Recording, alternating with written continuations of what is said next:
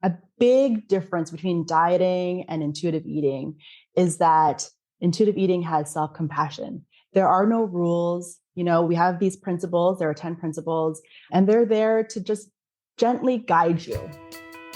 Welcome to The Grit Show, Growth on Purpose. I'm your host, Shauna Rodriguez, and I'm happy to be here with you as your guide for all of us growing together as seekers and thrivers.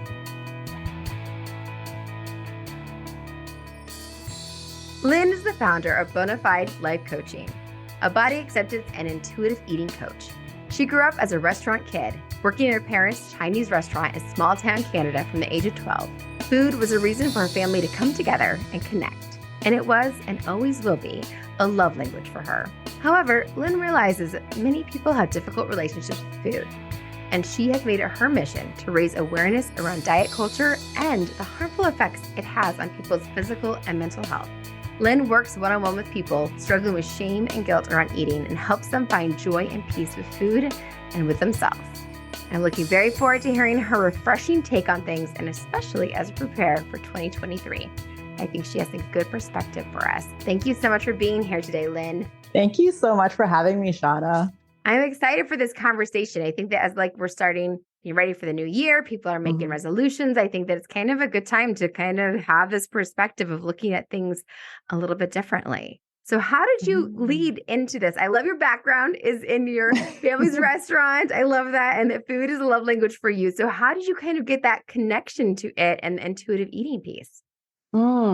So I've always wanted to do something around food, but knowing what it's like to run a restaurant, that was definitely not it. My parents still have a restaurant and they still work like 16-hour days, and it's just so tough.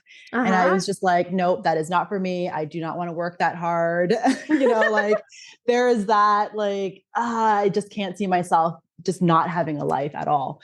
And then, I thought about being like maybe a restaurant critic or just anything to do with food because I love food so much, but I couldn't figure it out. And then I got into the corporate world. I was working in a bank for a number of years. And before that, a stock exchange. And so nothing to do with food whatsoever. So a few years ago, I quit my job at a bank and was just like, I need to figure out what my mission is. I need to figure out what my purpose in life is. It is not to create these spreadsheets every month. It is not to be reporting to a boss who doesn't care. It's not any of those things. It's like, I want to get out of bed and be excited about the work I do. And working at a bank was not it, surprisingly. I'm shocked. I mean, everyone I know, banks, numbers, come on. I know, the whole automation of it and the mindlessness, you just kind of go in and come out, and there's nothing that's fulfilling about it, for me anyway. Yes. I know that some people like it, but it just wasn't for me. And also, I studied psychology. I had no studies in finance or I had 1 year of economics, but I kind of just came to it in a very random way. Yeah. But I decided that, instead of living life in a random way, I was going to do it with more intention. So I chose to quit my job and to figure out what that was. That's amazing. So yeah. And so the year that I took off, I was just like, okay, I'm going to figure it out. Within the first month or so, I was completely lost. And I had almost like an anxiety attack. I remember sitting on the toilet and just feeling, that's where everything happens. I just remember this dark feeling just starting to come up from the pit of my stomach and just coming up over my torso. And I was just like, oh shoot, this is serious. I don't know what's happening, but I feel that it's going to take over. And at the time I was doing a lot of meditation, a lot of yoga. And so I was just, okay, I need to take myself to the mat and I need to separate myself from this experience because this can overwhelm me. So I did a body scan and I was just like, okay, I need help. I need help to figure out what this is. And I need help to figure out who I am because I quit my job and I didn't know who I was. My identity was being a banker. I spent 40 plus hours in an office and all of a sudden I didn't have that. And it's just like, well, now what? Yeah, exactly. You're just so wrapped up. Yes. Yeah, exactly. And so In this journey of mine, I chose to go see a therapist. I started seeing a couple of coaches to really kind of understand myself. And the work that I did with my therapist and with my coaches, it was so profound and it completely changed my life that I decided that I wanted to become one of them. I wanted to help other people figure out what they wanted for themselves and to create this life of intention. And the intuitive eating thing came by completely accidentally. I was listening to another podcast.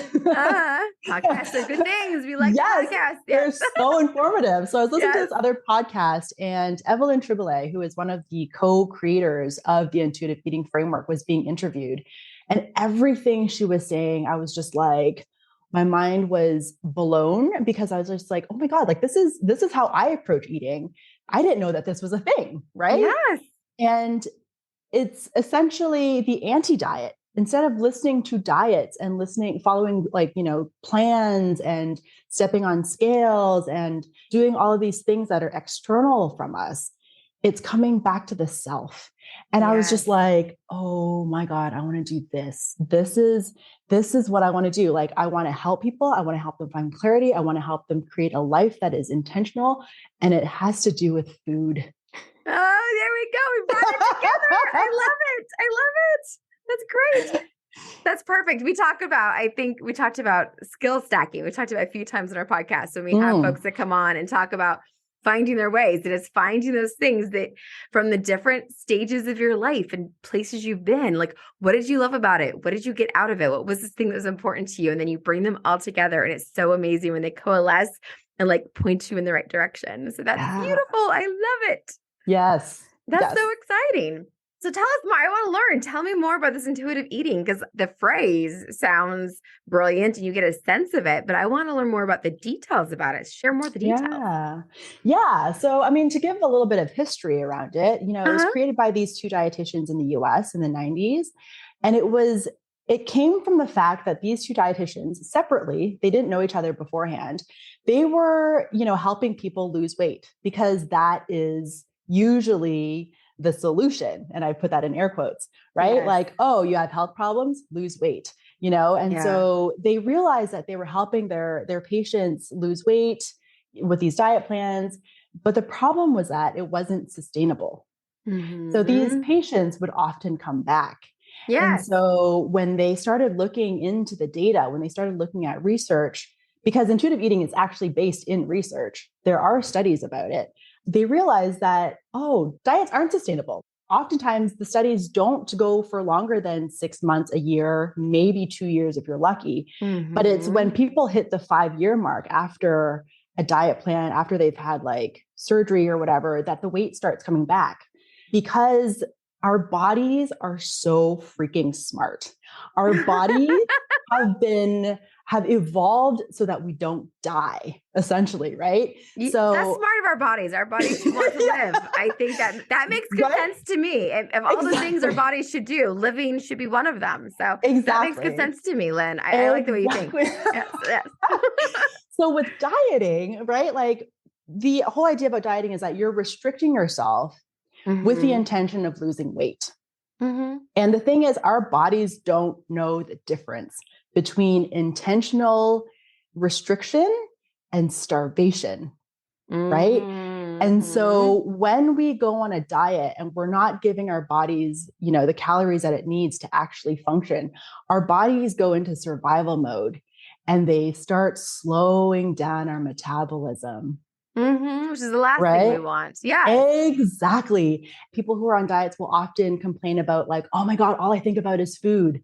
That's your body telling you that you're hungry. Yes. Right. And that's your body saying, oh, I can't have something, like I want it.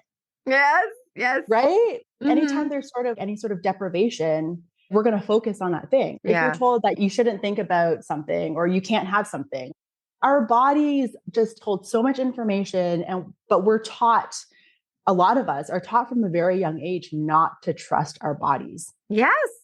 Right? Yes. If you think about it, like, babies are born, they recognize hunger. When they're hungry, they cry. Mm-hmm. When they're full, they stop eating. But then somewhere along the way, our parents start telling us what to do. Being in school, like the way the bell rings and, it's lunchtime, like that's when you eat. right? Yes. And then as we get older, we've got magazines and TV shows that tell us, oh, we should be in a thin body because that's what beauty is. Yes. That's where our worth is. And so we start hearing all of these things that are outside of us instead of listening to ourselves. And so intuitive eating is listening to yourself. It's going back to your body signals. It's going back to, what do I need? What is going to nourish me? What is going to make me happy? What's going to make me full? And it's also recognizing that there are certain things that have been put in our paths along the way to actually prevent us from hearing ourselves, right? The food police that judges us, for eating that piece of cake, or, the rebel that's like, oh, you don't tell me what to do. I'm going to show you, and then eating it, right? Or like the negotiator who's like, oh, well, if I'm going to have that piece of cake, I'm going to go for a run tomorrow. Instead of actually allowing ourselves to actually be able to appreciate and eat the food without the shame and the guilt. That's amazing. My first question that comes to my mind is, so my curiosity is around the additives, the things being added to our food. Do they disrupt some of those signals? Like things like corn syrup and other things, do they disrupt our signals? I mean, that's a curiosity I have. I don't know anything about this. Do you know anything about that? Yes. I mean, a little bit. I don't really know too much on the topic, but the thing that we need to remember is that, yes, like these things that have been added to food, it's made for us to crave more of it. It's made for us to continue eating, right? But the thing that we often don't tap into is how we feel when we eat these things until it's too late, right? When we eat the bag of chips, like I love potato chips. I love ketchup potato chips. I'm from Canada. Every time I come back to Germany where I live, I always bring like a few bags with me. And I recognize that there are additives in there to make it extra delicious. But when you slow down your eating process, right? When you actually pay attention to eating, and what I mean by that is being mindful of what you're actually eating, like, noticing what you're eating, first of all, right? Yes. So just shoving things into your mouth and running from thing to thing. And yes, whatever you can grab. Exactly. And actually being present with the food and actually appreciating it. You'll notice, for me anyway, like the first bite of that potato chip, oh my God, Shauna, it's so good. The way it just sits on my tongue, like the acid just kind of lightly nipping at my tongue, and the flavor, there's like sweet and salty in there. And like, I just freaking love it. But then I noticed maybe halfway in the bag, it doesn't taste as good anymore. It doesn't have that same flavor anymore. Yeah. So then that's when I'm like, okay, I've satisfied my craving. I'm going to actually put the rest of this away, and I'm going to save it for later or for another day so that I can revisit that first bite again. Oh, I love it. And by the way, you could be a food critic. That was beautiful. I loved it. That was lovely. I really did enjoy that. I did enjoy that. Thank you. Yeah. But also another thing too, that we don't really stop to realize until it's too late, is that, are we getting full from this food? Right? Yeah. Like there are so many things that stop us from feeling our fullness. I have a tendency to want to clean my plate, for example. So I make a conscious effort now. Like, am I full? Before I finish this plate, like, am I already full? Because if I am, maybe I should stop. Yes. Right? So it's the same thing with a bag of chips. I stop myself frequently and I say, okay, I've had half a bag of chips. It's not as satisfying anymore. How am I feeling in regards to my fullness? And oftentimes I'll kind of feel bloated. And I know that if I finish the bag of chips, I would be more bloated. And I actually choose not to go for that additional discomfort. So in regards to your question about these additives, yes, they are there to make us continue eating, because obviously if we continue eating, we spend more money and we buy this thing. But at the same time, it also increases the chances of having this shame and guilt around actually finishing the whole bag. But if you tap into these feelings, okay, like, why am I feeling this shame? Why am I feeling this guilt? Am I actually enjoying this? Is this actually satisfying for me? Is this actually filling me up? These are things that, it's information that our bodies are giving us that we choose not to acknowledge, or we are not aware of them. Yes, absolutely. No, I love that. Am I enjoying this? Is this actually satisfying? I think are questions that I know I don't ask myself. And it is great to know that we have this way to build in against that instead of like checking labels and seeing if it has this or that or the other thing, to actually just see, how am I responding to it? How does my body feel when I eat this? And how can I pay attention to that and make choices accordingly? I love it. Yeah. And also taking the time to like actually be with the food, right? Yeah. Like 'cause nowadays, like we're so busy, we're working while we're eating, we're scrolling on our phones, we're checking our emails, we're like trying to feed the kids. Like so many things are distracting us from the actual eating experience. And so when we actually focus on that, or like even, be even slightly aware, it changes the way we approach food as well, right? And it changes the way that we're actually eating the food. You might realize that actually you don't like the taste of something if you actually pay attention to it, right? Yes. So it's just this awareness. Yeah, no, it's a funny little thing that I actually do. And the joke is that I can be a snob about chocolates, but it's a matter of, if I'm going to have chocolate, I'm going to have really good chocolate. Yes. Like I'm not going to waste. And it is like, I do add the calorie thing to it, which I should get rid of that. But it is a matter of me saying, like, if I'm going to have something that I, is a sweet treat, I'm going to spend my time having like the best dark chocolate salted caramel, or I'm going to have like this really great truffle, or I'm going to have this really good chocolate. I'm going to have it, which makes it easier to say no to the stuff that's the Halloween candy, which I haven't been doing lately because I had access to Halloween candy because I visited families that had trick-or-treating candy back then. But it makes it easier if I tell myself like, oh no, I have the really good chocolate at home, to not have the other chocolates, because I know how happy I am when I get to have the really amazing good stuff. So that makes me very happy. Good chocolate. Good chocolate's good stuff. Yeah. I mean, like, and that's the thing too, like when you slow down the process, you do recognize, oh, actually, like having a Hershey Kiss is not the same as having this delicious Lindt truffle, right? Yes, Lindt truffles. You're on the same page. We're on the same page, Lynn. Those are the ones. Just saying. These are these amaretto ones you could buy anyways. Yes. Oh, so good.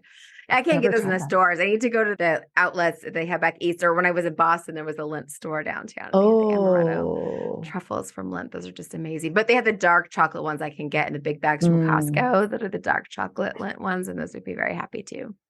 So I like my Lindt chocolates. I like my very specific on those things, but it does help. Like when you have like the things are going to satisfy the craving, it makes it easier to not say yes to the things that just aren't quite what you want. But it is okay to have right now, watermelon Sour Patch Kids are what all the rage is. Everyone I know loves those, the kids and adults alike. So if you want that sour sweet, that's the trick. It's okay to have this. I love it. We're having this conversation about intuitive eating, and I'm cooking all the good things that can satisfy your cravings. We have ketchup, potato chips. We have yes, all the good things to satisfy them. So it's important to do that, and your body will start telling you when it needs the things. And it's important to listen to your body and actually, because I do crave vegetables sometimes, and then I don't have them. So I should listen to my body. That's the thing, right? Like, when I tell my clients, like, you can eat what you want. Whatever you want. Like if we take away the moral value of food, food is just food. Our bodies will actually start telling us, okay, I want chocolate today, or I want vegetables today, right? The moral value that we often assign food, something like this is healthy, this is unhealthy, this is bad for you, this is good for you, this is a guilty pleasure, this is a treat. This just increases the chances of feeling guilty and shameful for your choices. So when you take away the moral value of food and you recognize that it's all equal, and give yourself that permission to eat whatever it is that you want, and then paying attention to how your body reacts to it, right? Like my sister, for example, she's lactose intolerant, loves a good tiramisu. And so she makes that choice for herself. Like, do I want to suffer the consequences of this later, just so that I can have this tiramisu? And often the answer is yes. But it's a choice that she makes for herself, right? Like she recognizes what the effects are on her body, but It's that choice. She wants to enjoy this. And so she's going to suffer the consequences later. It's when you do things by default and automatically where we kind of get into some trouble, because then it doesn't become intentional anymore. Yes. And I think even with kids, so I have a career working in Head Start, which in the States, it's a program that works with 3 to 5-year-olds and 0 to 3-year-olds in some capacity. But we have family style dining is how they recommend to do the lunches with the meals with the kids. And the kids actually they serve what they feel like eating is what they serve themselves instead of actually being given here is the set serving that you're supposed to eat. Like when you go to the cafeteria when you're older and they just give you this scoop of food and that's what you're supposed to eat. But instead the kids are choosing what they want and how much they're getting. And it was neat for me to learn about that as a side thing for the work I was doing because my specialty was mental health. I just worked in an environment where I got to learn about this and the importance of kids doing that because it allowed them to choose how much they wanted to eat and what they were eating. And it was a good education opportunity to talk about, does your body also want green beans right now? And do you want some protein and some other things and talk about the different kinds of food because a learning opportunity for kids. But that's also part of, instead of saying you have to clean your plate of whatever I gave you, for it to be an opportunity for kids to sample different things and for that to be them choosing how much food they got and kind of that piece. But having that second conversation of how is this affecting you? I did with one of my friends when I was back east around Halloween. There was a kid that was bouncing off the wall and I mentioned I did notice you had a lot of sugar and didn't eat much for dinner. I wonder if that's why you have so much energy right now. Yeah. It would be interesting too if this child has parents who restricts him from having sugar, right? Because oftentimes if you're in a situation of lack where you don't have access to things, right? When you do have access to it, you tend to go overboard because it's, I don't know when I'm going to get this next. So I'm going to hoard or I'm going to eat as much as I can because I don't know when the next time is or the next time will be when I can have this. So it would be interesting to note that. And going back to the Head Start program, right? It's also teaching kids that they have autonomy over their bodies.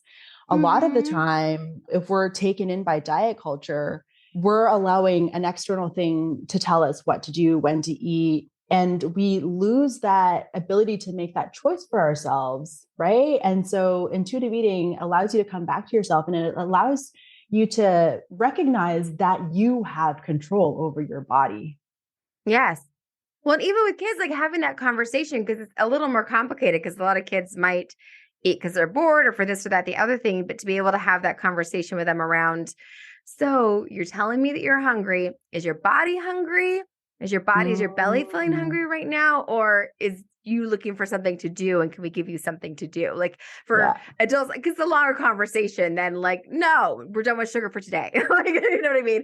Or to be able to have the conversation of, you have a lot of energy. I wonder if that energy is related to that. So sometimes it's good to have energy and that's why we have something like that. But sometimes we have too much energy and it can make it hard to play with our friends because we have too much energy. So having this in that way of thinking and having those conversations is a hard way to shift it because I wasn't raised with talking about food like that. I don't think anybody, I'm definitely send me a note if you were. That's awesome. Praise to your parents. But a lot of people aren't raised that way. They don't talk about it like that when we're in school and other places about your body is tired. I think you could use some fuel. Why don't you, do you want a banana? Do you want something that gives you good fuel? Do you want a cheese snack? Because that's something that gives you good fuel.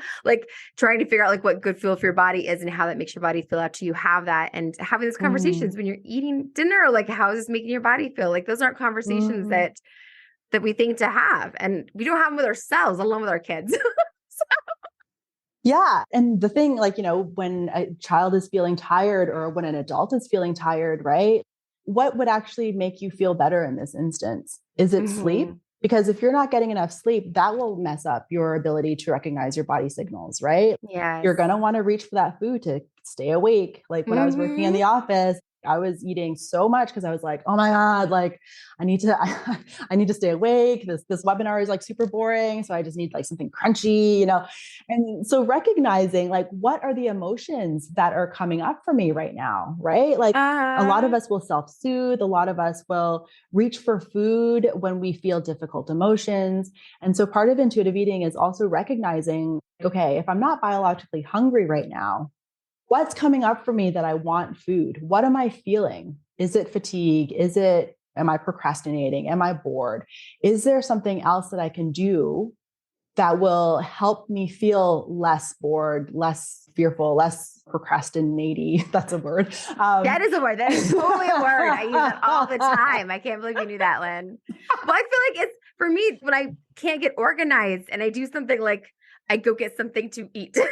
Like when I feel like overwhelmed, like that's my way, obviously, of regulating somehow is putting food in my mouth. And I don't know how that helps anything, but that's definitely, it doesn't solve the problem because then 10 minutes later, I'm looking for something else to put in my mouth. Yeah, absolutely. I used to do the same thing. Like I used to have a desk full of food because I was always like munching, right? I was always doing something and recognizing that, oh, this is a substitute for something. And it's okay if you want to reach for food to deal with your feelings. Absolutely. But make it an intentional An awareness. Yeah. Yeah, exactly. Instead of like automatically reaching for it. And then if you're going to eat the food, enjoy it. You may as well enjoy it. Yes, or see if it even does it. I think the next time, after our conversation now, the next time I'm trying to get myself organized, I'm going to stop and eat the thing and say, like, is this making me feel more organized? Is this helping me focus better? Let me see. Instead of just like having it be a one-off, because maybe it does help, but I'm so busy shoving it in my mouth and moving on to being disorganized. I'm not actually giving it the chance to do that. So maybe it could do that for me. I don't know. I've never stopped to think about it. I'm too busy just shoving something in my mouth and moving on to being stressed again, you know? Yeah, I mean, like Lynn? in this instance, like if you're feeling stressed, like what would be helpful for you? Yes. Does it actually help? Because it doesn't seem to, because I just get more food later. So we'll see. We'll actually give it a chance and be mindful about it. Mindful. So Yes. We'll try it. We'll be crazy and try that. I love it. This is so helpful. Such a valuable conversation. And I love it because I think as people are starting the new year and trying to like set patterns for themselves and they're saying, oh, I got to set this goal of losing this or doing this instead of, no, let's set a pattern of why don't I be mindful about what I'm doing with my eating and be intuitive about my eating and set new habits related to that. And that can be what I'm resolving to do this year instead of doing something else that's going to be the same routine. Because I know I've seen the research. I hope more people have seen the research that diets don't work and you actually put on more weight at the end than you lost. And that's where we get to where we're going in life as you keep putting on more weight after you lose it, you do lose it. Like you can stick to it and restrict and lose it. And then when you stop losing it, you come back and put on more than you lost in the first place. And so it's like, it's getting us to a detrimental place in the end instead of changing habits that are like the mindfulness piece that overall kind of help us to get to a better place in the long run, which is what we want. And that's what we want to be thinking about next year at the end of 2023, reflecting back to say, oh, I listened to that and look at the difference it made. Or I started working with Lynn and look at the difference it made. You actually work with people one-on-one to actually have these conversations more frequently to help them stick to this, right? Yeah, absolutely. Absolutely. I mean, a lot of the times when I first start with my clients, we recognize like how detrimental diet culture has been for them, right? Like I've often talked to people, to women especially, who like have started diets as young as 6, 11. And it's just like, how? And so like, it's decades of this diet mentality, right? Focusing on losing weight rather than, as you said, implementing these healthy behaviors, focusing on what makes you feel good. Like that's actually going to be more sustainable than these diets. The statistic for the failure rate of diets is actually 95%. Wow. 95%. Wow. It's staggering. Yeah. And the number one predictor of weight gain is whether you've been on a diet. Oh, wow. That's amazing. That is incredible to know. Yeah. That's huge. Huge. It gives me goosebumps because I'm just like, how? This is a multi-billion-dollar industry that has been set up to feed off of our insecurities, right? And when we are successful, and I put that in air quotes, like, and when we're successful in the diets, when we can take the weight off, we attribute it to the diet. But then when the diets don't work, who do we attribute it to? Not them, not the diets. Yes, we take on those feelings ourselves, and everyone else puts it on us. If I hear like one more doctors, I say it quietly, but doctors talking about you Mm-hmm. need to lose weight and da, da, da, acting like Mm-hmm. it's a personal feeling that you haven't lost the weight or that you're the problem. Like it's not that simple. So yes. And that whole mentality is based on fat phobia, right? It's Mm-hmm. like the idea that if you're fat, you're unhealthy. Mm-hmm. And by extension, if you're thin, you're healthy. And we know that that is not true, right? Like Yes, it's you so can much more be complicated than that. Yes. absolutely, absolutely. But we're perpetuating this idea that we need to be in a thin body in order to be healthy, be able to, be worthy to be loved and be beautiful and all of these things. And it's just Yes. absolute. Yes. Yes. Yes. And the health outcomes, there's like this connection. It's like the Mm-hmm. causality or the correlation, that stuff that's Mm-hmm. not very clear to me, at least. And I know that there's like this correlation, but how much of that is related to other factors and how much of that is tethered out when they're making these decisions. And yes, it makes some things easier, but that's not the key. Diets are not the key to resolving these things. This Mm-hmm. is so valuable. I love it. I love it. And so we're getting to the end of our time, which is hard to No. believe. I know. This has been so great. I wanted to just keep talking to you. So as part of it, when we wind down, we start talking about, we are going to get to how you can get in touch with Lynn and learn more about that. But let's start with what you do for self-care. What do you do for self-care, Lynn? Ooh, I love self-care. Yay! You fit right into our self-care spotlight. Come into the spotlight. Yes, Tell us, yes, yes, what do yes, you do give it for to me. self-care, Lynn? So I like having little rituals. Every morning I wake up and I thank the universe and I express my gratitude to the universe by bringing whatever is happening in my life into my life, even the bad bits, Mm-hmm. recognizing that there is a reason for everything and that, I can learn from these tough times, but also Mm-hmm. being very excited about the good times too. And then I give myself Mm-hmm. a hug and then I tell myself I love me. And then I drink Awesome. this thing of water because girl needs to be hydrated after a long night's sleep.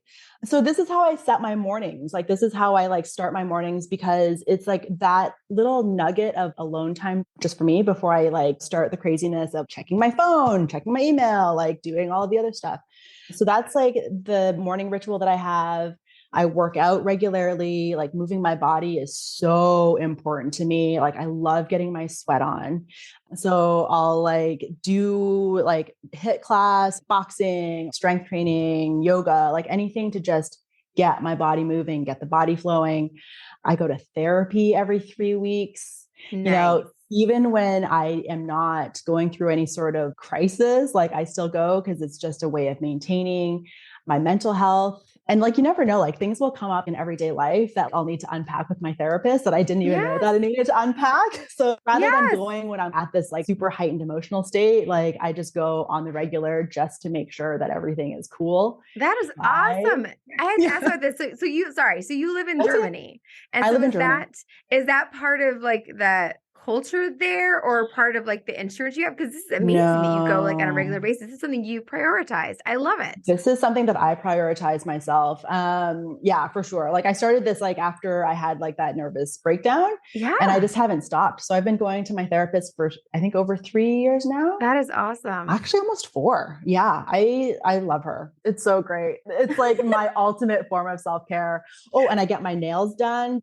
When I get my nails done, like I go and like take myself out on a date afterwards, Oh, just nice. have dinner or a lunch by myself and I read a book or whatever it is that I need that day. Maybe I'll connect with a Mhm. friend.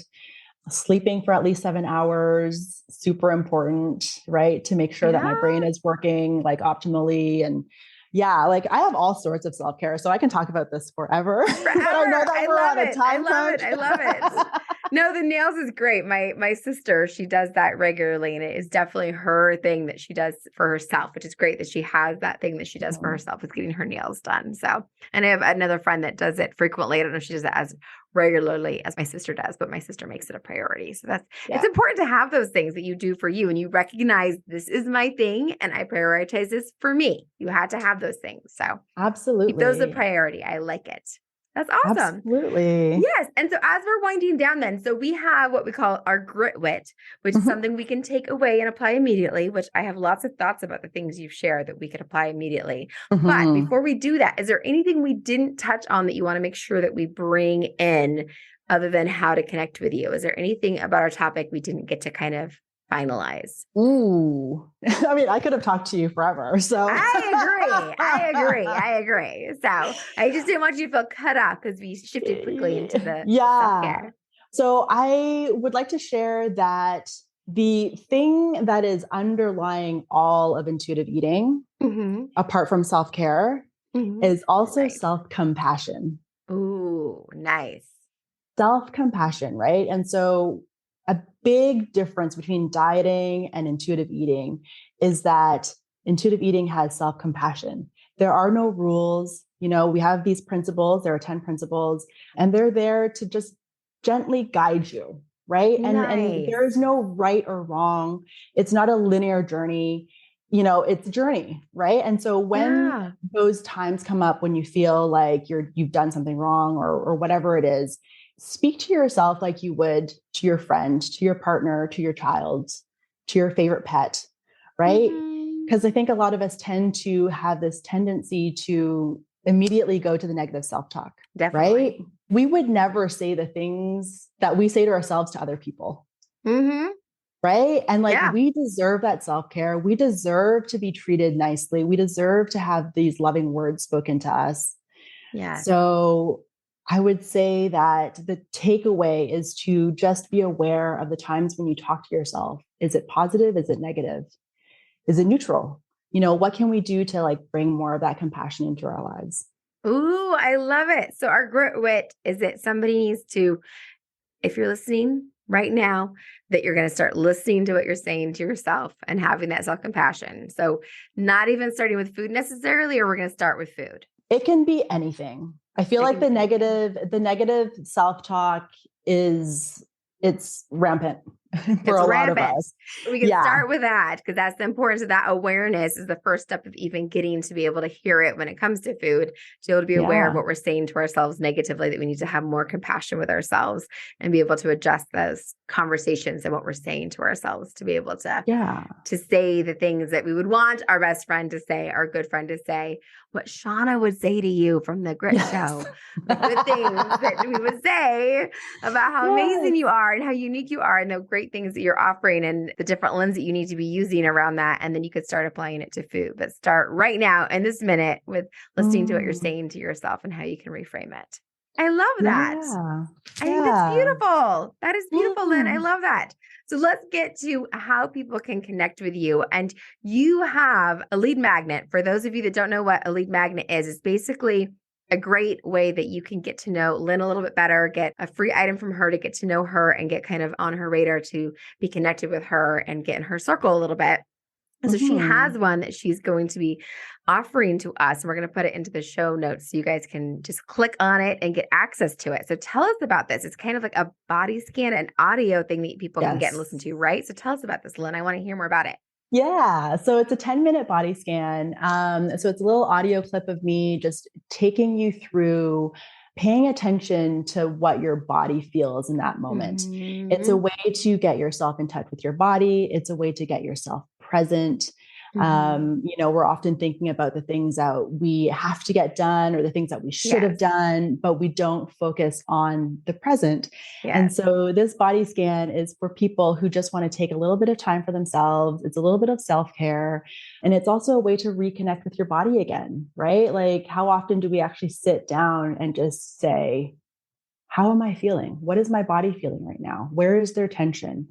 This body scan is good for people who just want to take a moment and reconnect and just have some time for themselves. I love it. I think that is so perfect. So that'll be a great way for you guys to get to hear a little more from Lynn and get connected to Lynn. And that will be in the show notes. So you guys can follow the link to get access to that and get access to Lynn. That is perfect.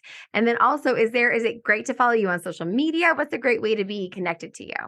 Yeah. So I'm most present on Instagram. So I'm at bona.fide.life. So that'll be in the show notes as well. yeah, and I give like tidbits on intuitive eating and how you can bring some more joy into your life. And yeah, and I'll be making some announcements soon. Like I want to start some group coaching next year because I feel like there's so much power in sharing our experiences. Yeah. Oftentimes we feel so alone on this journey of life and on like dieting and our bodies. And so to have this space where we can just be with each other and share and just recognize that, oh my gosh, other people have the same experience. Yes. Yeah. Connect. That's so valuable. So I love that. So we'll definitely make sure that we keep that posted in the show notes as those things come available too. You can give us that information as well. But DMing you on Instagram is A-okay if folks want to connect with you more? Absolutely. Perfect. That is great. Thank you so much, Lynn. This has been so valuable. Thank you so much. And thank you to the listeners who have stuck around and stayed for the whole conversation. Yes, through our laughing and all the goodness we had to offer. Yes. I love it. Yes, I think we got a lot of it. Thank you. Thank you so much, Anna.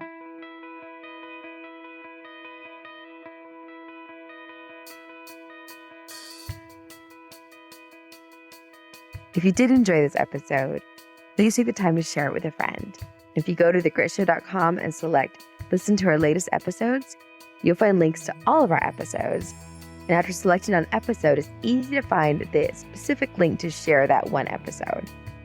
Follow us on Instagram at the.grit.show. We'd love to connect with you on there. Send us a DM. It's the easiest way to reach me. And no matter how your day or week has gone, just remember, you are the only one of you, the only unique individual with your perspective, talents, and skills to offer that this world has got. And that means something. I'll be here next week, and I look forward to connecting with you then.